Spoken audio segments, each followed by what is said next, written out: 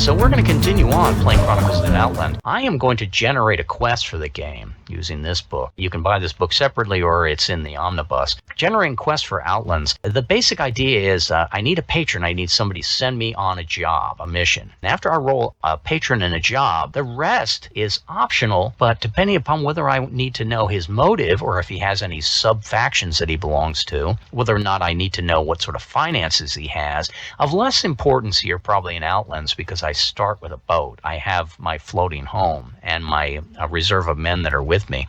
But very important in other games like Era 10 or Cutlass, where to a large extent, the resources that you're handed at the start are all the resources you're going to have to play. Do I want an underworld twist? Do I want a twist in the game? I'm 0 level, just starting on an adventure. I may not generate a twist, or I may generate a twist later when I flip a knave card. But let's get right into this. I tend to jaw too much. Now I got my character Eric here. Let me start flipping cards here. I'm going to close this up since I don't need my character sheet in order to generate a mission here. And here comes my patron. My patron is going to be, we're playing with mini cards. I'll make them a little bigger every time I generate them. And I'm going to have a 3 of swords inverted. When I go to the patron's role and go to swords, and I go to a Bane 3 of swords, let's take a look and see what that is. I scrolly. A lot of scrolly in this game. And when I get the 3 of swords, it's a reconciled enemy. He's a person the players have once faced before in combat. Interesting. I'm just starting out, but I also have inverted. It's an agent of a competitor. So I'm probably approached not so much by a rival, but more of another Varangian, another Viking that has tried to attempt a mission but has failed. Now his sea assets are assuredly, so he can help my boat out, and his other riches are ordinary. What those rolls are is an ordinary roll in the game on task resolution is a 7. Assuredly roll, it means that it's routine, it's no roll necessary. So if I need something from my boat from this patron, we can give him a name. He can be Ivan. What does Ivan want me to do? I would generate a card to flip and then make it bigger so we can all see it. And it's a 2. And that 2 is going to represent a 2 of coins inverted.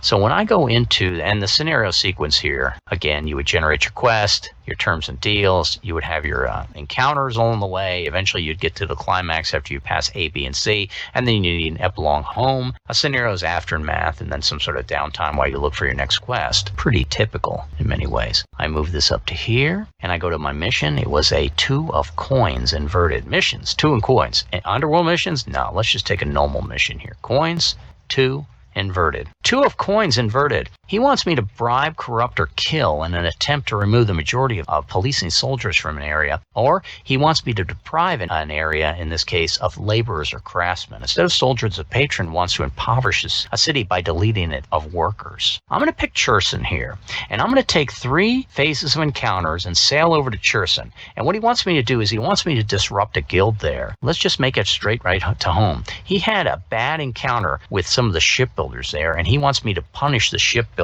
guild. Ivan wants me to go out and attack a guild of shipbuilders.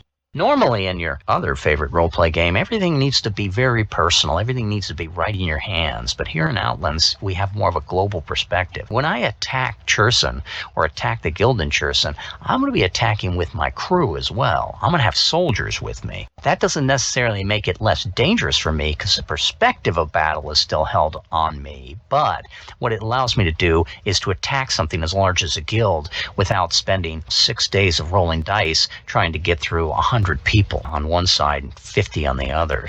Is that a sales pitch for the game? Well, it's an attitude. And so I have my quest. Do I want a twist? Sure. Let's add 1 twist to this whole thing. I don't need to know finances.